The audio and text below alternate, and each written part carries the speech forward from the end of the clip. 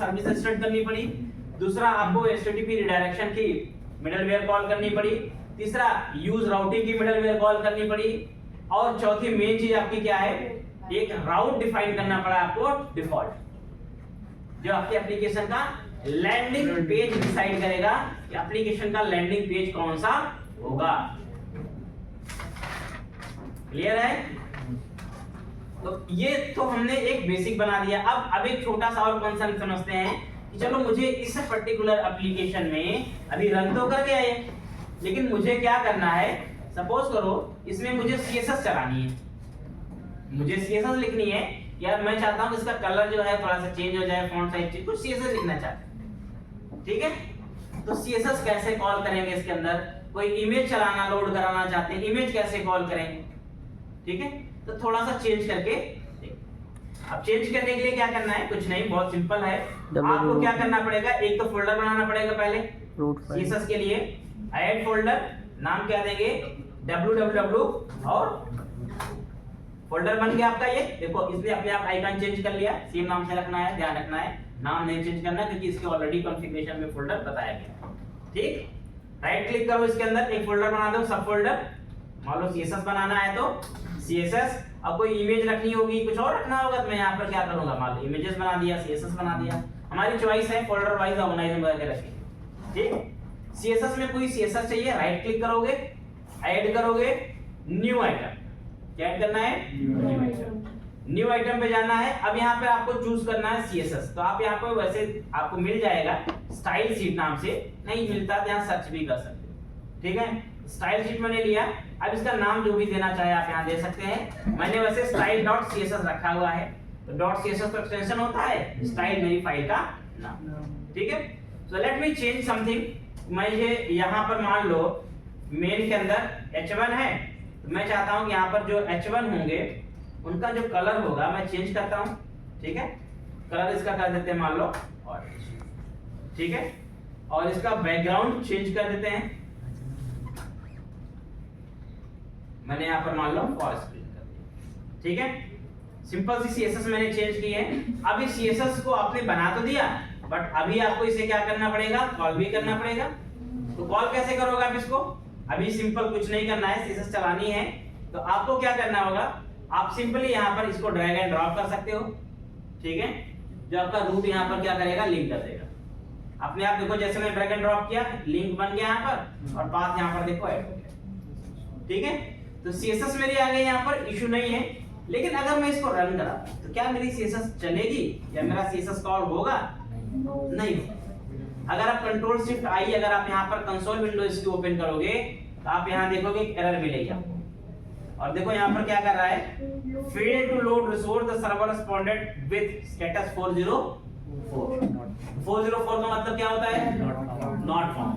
मतलब सर्वर कह रहा है मुझे इसके बारे में कोई आइडिया नहीं है, मुझे पता नहीं, क्योंकि कोई यहाँ पर कोई भी चीज मैंने बताया कि अपने आप नहीं होती, उसके लिए एक लाइब्रेरी, एक मिडलवेयर होगी जो सर्विस प्रोवाइड करेगा। तो इसके लिए हमारे पास मिडलवेयर कौन सी होती है, static file, use static files. मैं इस मिडलवेयर पे क्या करता हूँ, चेक इनेबल कर देते हैं और वापस इसको क्या करते हैं, रन करा। तो जस्ट मैंने एक बार इसको अगर इनेबल किया, कंट्रोल शिफ्ट आर, अच्छा अभी भी शायद लोड नहीं हो रही होगी। अभी लोड नहीं होने का रीजन क्या हो सकता है, इसमें जो पाथ हमारा होगा हमें इतना कुछ देने की जरूरत नहीं है। डब्ल्यू रूट हमारा डिफॉल्ट पाथ अपने आप ही ले लेता है।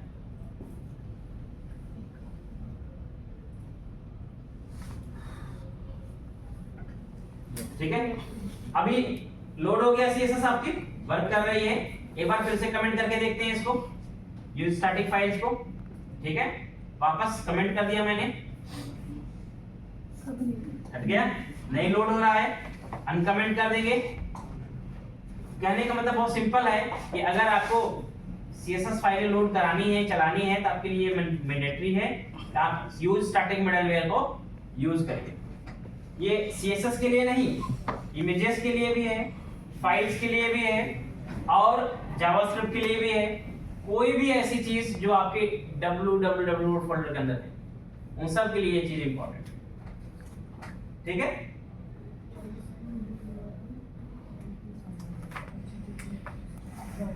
क्लियर है? तो इस तरह से हमने सीएसएस भी अपने प्रोजेक्ट पेज के अंदर यूज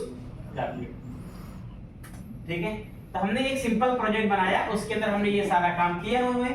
ठीक है, अभी हम डायनेमिक नहीं बना रहे हैं, इसे स्टैटिक प्रोजेक्ट के तौर पे रखते हैं। अभी मैंने केवल क्या किया, एक कंट्रोलर बनाया और उसके अंदर एक ही पेज बनाया, एक ही एक्शन बनाया।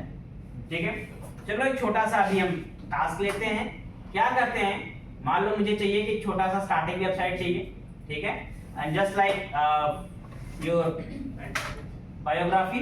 ठीक है, या फिर कोई भी ले लो अपना, एक बेसिक सी वेबसाइट ले लेते हैं कोई। ठीक है, तो यहाँ पर एक क्या चाहिए हमें, नेविगेशन बार चाहिए यहाँ पे।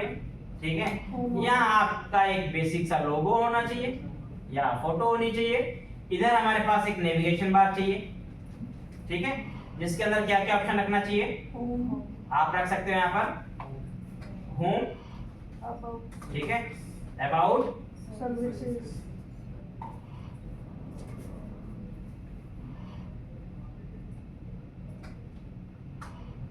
Contact, blog,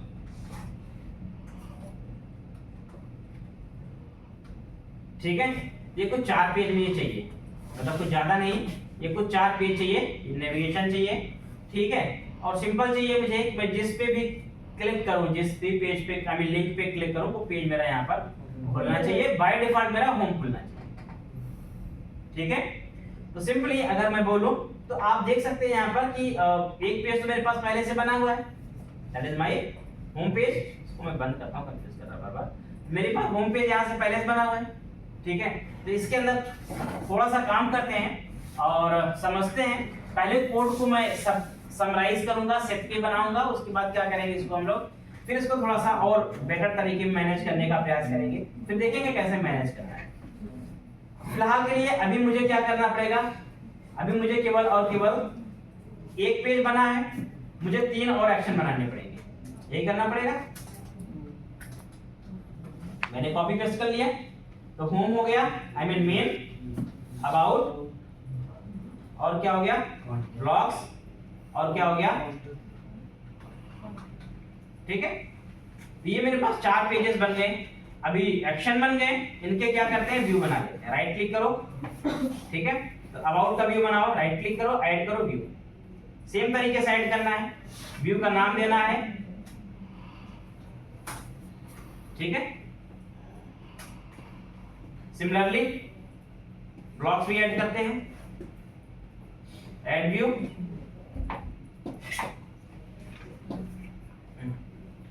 empty view add करना, ध्यान रखना है। ब्लॉक्स भी हो गया, और लास्ट में हमारे पास एक होगा कॉन्टेंट, ऐड व्यू, ऐड। ठीक है, ये मैंने सारे पेजेस बना दिए। अब क्या करना है, मेन से काम शुरू करना है। सपोज करो सबसे पहले मुझे ऐसा नेविगेशन बार चाहिए। ठीक है, तो ये तो पेज का स्ट्रक्चर होता है, वैसे आप बूटस्ट्रैप फॉलो करेंगे, ठीक है, तो आपको उसमें ये सब नेविगेशन बार वगैरह सब कुछ मिलता है। तो आगे जब मैं बूटस्ट्रैप इंटीग्रेट करना बताऊंगा, सब कुछ इसमें आपको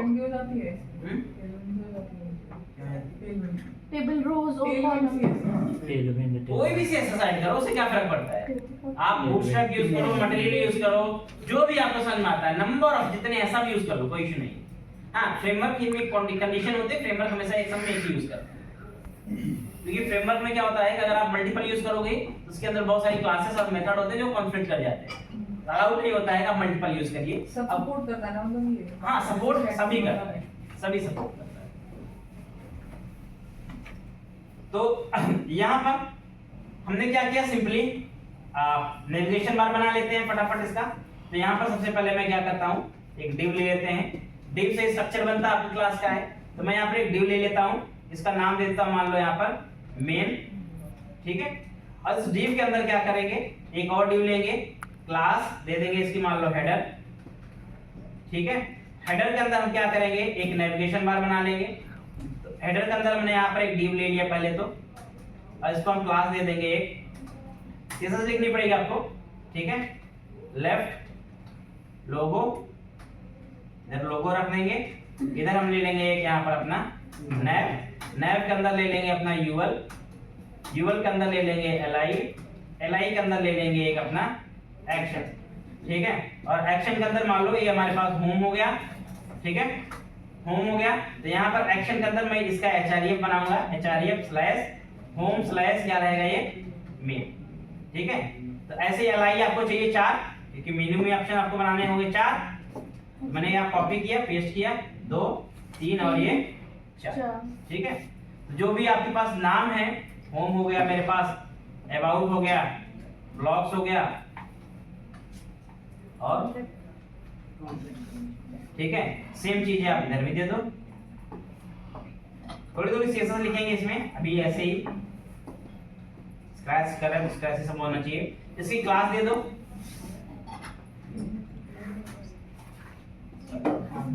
क्लास, ठीक है। तो मैंने ये बना दिया। अब इसको थोड़ा सा अभी फिलहाल मैं रन कराऊं, इसका UI आपको सही नहीं लगेगा, थोड़ी CSS देंगे तो ठीक हो जाएगा, ठीक है। ये मेरा UI रहा। अब इसमें थोड़ी CSS लिख देते हैं। ये स्टाइल शीट हमारे पास आई। तो यहाँ पर क्या करते हैं, सबसे पहले जो मेरे पास मेन है ना, क्लास है, तो मैं CSS लिखता हूँ। मेन जो है इसकी जो विड्थ है उसको हम करेंगे 100%, ठीक है। पैडिंग कर देंगे हम लोग इसके अंदर 10 पिक्सल की, ठीक है, चारों तरफ से रखिए। मेन का अपने पास काम ये। उसके बाद इसके अंदर क्या है, हेडर है। तो क्या करेंगे, डॉट हेडर। हेडर की हम हाइट रखेंगे अभी फिलहाल के लिए मिन हाइट रखते हैं। मिन हाइट इसकी दे देते हैं 120 पिक्सल की, और विड्थ इसकी रखते हैं 100%। बैकग्राउंड इसका चेंज कर देते हैं फिलहाल के लिए नेवी, ठीक है। तो ये मेरे पास नेविगेशन हुआ, 100% इसको ले आएंगे। ये 100% मेरा है लोकेशन, ठीक है। इसके अंदर मेनू बार है, तो उसको शिफ्ट करना होगा आपको। तो मेरे पास ये जो है ये डिव, ठीक है।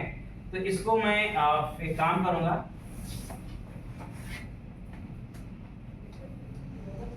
इसको विड्थ दे देंगे हम 30% या 20%, ठीक है। और इसके अंदर लोगो रख दीजिए, कोई इशू नहीं होगा, ठीक है। और नेविगेशन जो मेरे पास होगा उसको हम क्या करते हैं,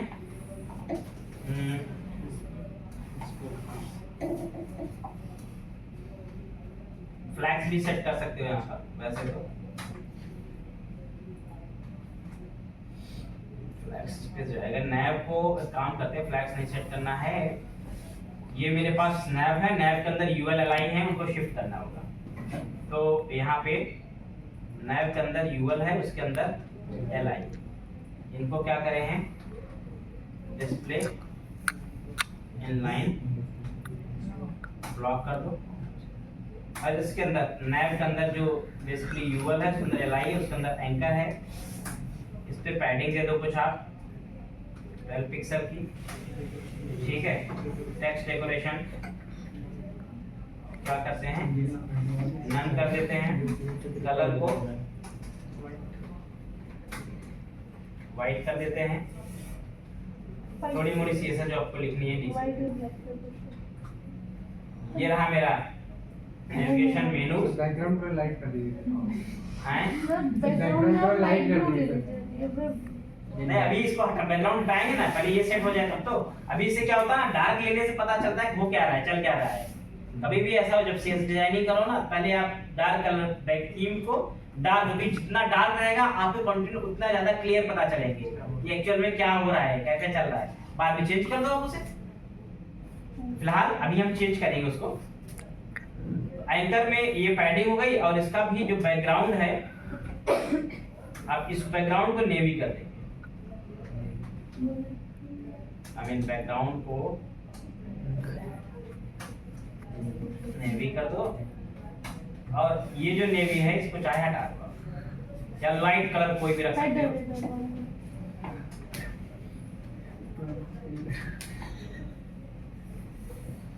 और मेरे पास ये जो है इसको मैं 60% आई मीन 70 कुछ करते हैं। बनाना पड़ेगी वीडियो। हाँ बोलो। नैप को सर फ्लोट लेफ्ट कर दो पूरा लेफ्ट। हाँ ये नैब ना, नैब को ही फ्लोट लेफ्ट ने राइट होगा ना। हाँ राइट। राइट और मार्जिन राइट।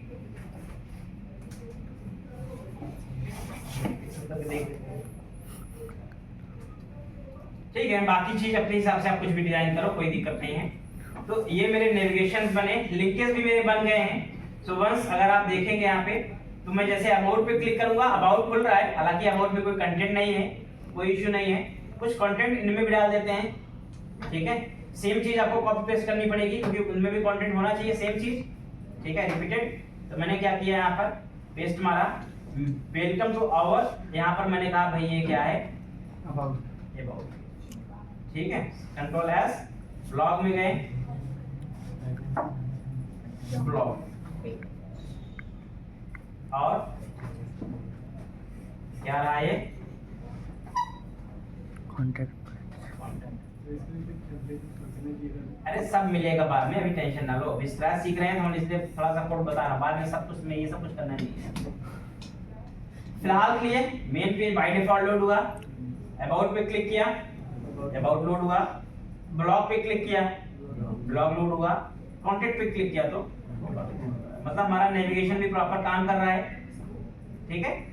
और लिंकेज भी, लिंक हमारे सही काम कर रहे हैं, और पेजेस भी हमारे राउट पे सही लोड हो रहे हैं, ठीक है। इतना क्लियर है। अब इस कोड स्ट्रक्चर में आप कोड स्ट्रक्चर को देख के बताओ इसमें गलत क्या है और इंप्रूवमेंट क्या हो सकता है। सबसे पहले कोड स्ट्रक्चर की बात करें।